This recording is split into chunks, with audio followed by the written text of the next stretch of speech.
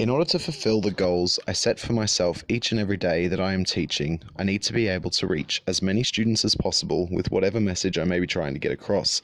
This applies to any subject that is contained within the curriculum outlined by the Australian Curriculum Assessment and Reporting Authority. So whether I am teaching history, English, mathematics, physical education or science, I need to reach as many students as possible to help them be interested and engaged with their learning.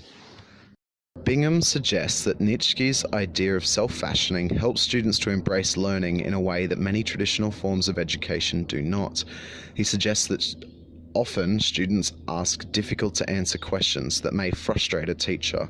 However, that teacher may have been better off answering the question before it was asked in order to allow the student to decide for themselves why they need to learn the subject. For example, a question I receive many times is, why do I need to know about medieval peasants? And I like to preempt that question at the beginning of one of my performances by saying to the audience, I'm about to talk about the 90% of the Middle Ages, the me and you of the medieval world.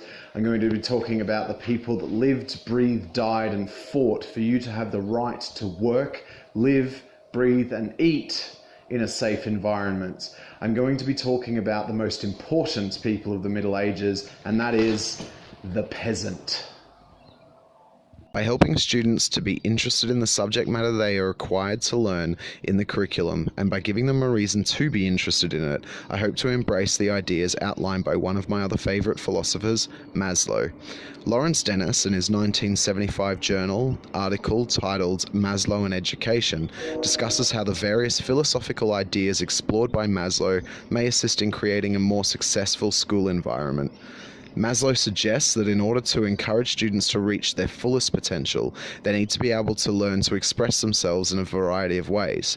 They need to be able to explore ideas and concepts that are intriguing and possibly frightening to them. They need support from their teachers, not strict rules and regulations. My philosophy is one of inclusion and exploration. I want to teach my students to find their passions in life and to fulfill their potential as human beings. This philosophy has been referred to by Abraham Maslow as humanistic teaching. He describes this as helping growth toward identity, toward self-actualization, toward awareness and acceptance of affect, of the pre-conscious and pre-verbal. Another educational philosopher whose work has informed my current teaching philosophy is Deleuze. Deleuze suggests that knowledge is not just the acquisition of facts, it is a dynamic process of inquiry. Through experience and experimentation with the people and the world around us, learners are able to acquire knowledge. Deleuze believes that we can and we should learn from experience.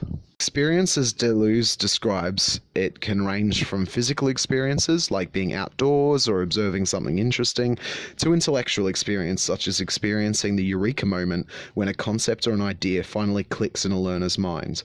For me, I believe educators can help create that experience for learners with the use of humor.